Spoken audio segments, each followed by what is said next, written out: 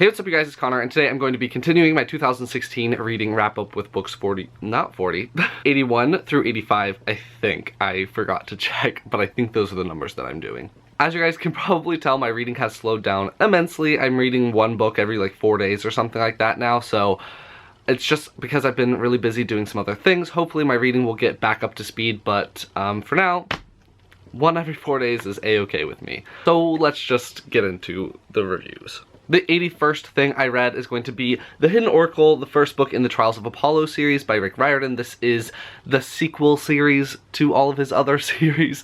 So if you have not read Percy Jackson or The Heroes of Olympus, I would not advise reading this book because you will be spoiled for everything that happens in all of those books. I did a full non-spoiler review on this, and so I'll leave that in the card symbol and down below, and you can check that out if you want to. If you don't know what this book is about, it follows the god Apollo, who loses his powers once Zeus is mad at him, and he has to go on a journey to get his powers back. This book is a little bit different because Apollo is bisexual. If you guys didn't know much about Apollo, he has relationships with both mortal men and women, and so that was just something that was a little bit different about this book that I forgot to say in the review. I put it as a caption on the bottom, but I forgot to actually say that in my review, so I wanted to say that here. And I ended up giving this book 4 stars. I enjoyed it, but it wasn't my favorite book that he has written, but I'll definitely be continuing along with the series because I just love Greek mythology.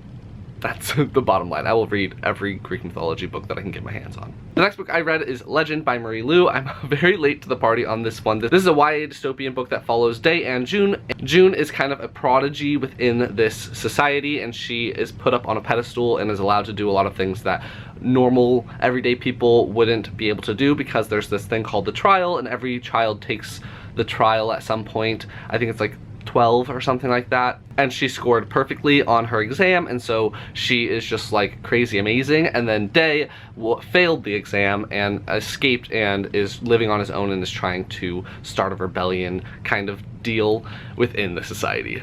I ended up liking this book okay. I ended up giving it 3 stars. I liked Day, I liked June separately, but there was some major insta-love going on and I was not having it. And I also thought it was weird that June was 16 or something like that, 15, and she was in charge of so many things. I was just like, chill girl, that would not be real life. There are adults in this society and they would definitely be in higher power than you. But obviously there were things that I liked. I liked the whole dystopian aspect. I liked that the US was split in 2 and they were at war against each other. I like that there is plagues going on in this world, and so they're trying to figure out what's going on with the plagues, and they're trying to find cures for people and everything. So I really liked all those aspects. I liked the book enough.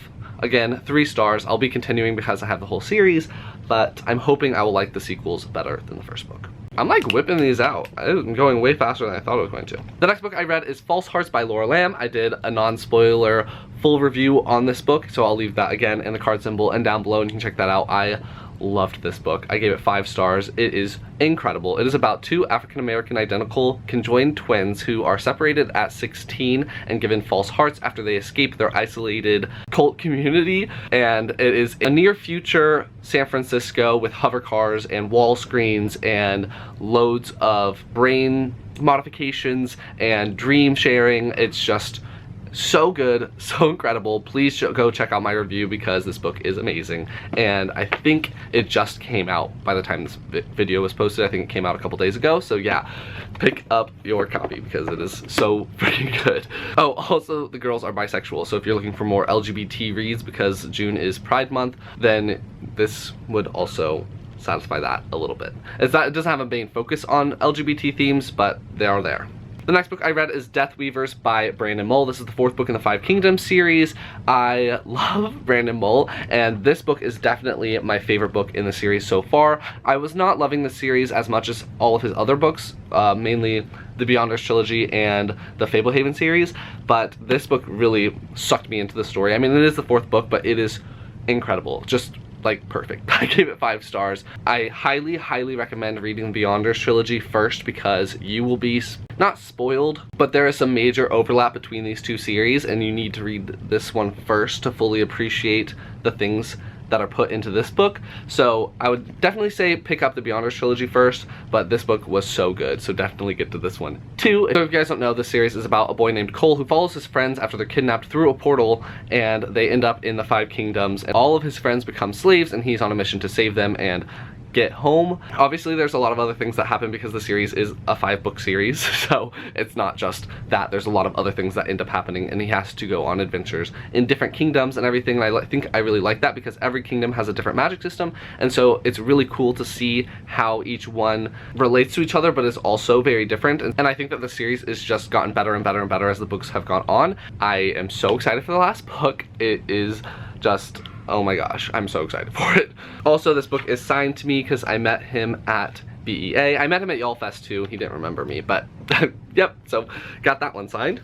And I definitely think that you should pick up his books because I just push Brandon Mull on everyone, but it's for a good reason because his books are fantastic. And the 85th thing I think that I read is going to be Food Wars Volume 1 by Yuto Tsukuda. I'm so bad at names. I'm so sorry about Japanese names. I know people have been trying to teach me how to pronounce Japanese names, but not good at it. I'm working on it. And art by Shun Saiki. And then Yuki Murasaki is also a contributor. It's about a boy named Soma, and his dad owns a restaurant, and their restaurant is like incredible. Their food is amazing, and they can make anything that you want whenever you want it. So that's like a huge claim to fame for them. And then his father ends up closing down their restaurant, and he goes to a school for learning how to become a cook, and he is trying to get accepted into this very prestigious school that not many people are allowed into. And it makes cooking kind of like a war zone where people will be in war against each other because of their cooking and everything like that. So it was a very cool aspect where they did that sort of thing where making food was like a battle scene. And one thing I will say is that they make some very sexual pages when the people are tasting the food. There is very sexual fan servicey images, so maybe not for the youngest of people or people that are not interested in seeing that kind of thing, but I wasn't too put off by those. I think that the story is really going good places, and so I definitely will be continuing along with the series. I borrowed this from my brother, and so I'm going to continue to borrow the volumes from him as he collects them because manga's expensive. I ended up giving this first volume 4 stars. If you want to see some of the artwork, this is what it looks like. It looks like that. And if you want to see one of the fan servicey pages, they kind of look like that, where they're very skimpily dressed and you can just kind of see their curvatures and such. But if that's not going to bother you, I definitely recommend it. So those are the next 5 things I read in 2016. Let me know what you guys have been reading down in the comments. Let me know if you're interested in reading False Hearts because it is truly fantastic. If you like this video, please give it a big thumbs up, and I will talk to you guys next time. Bye.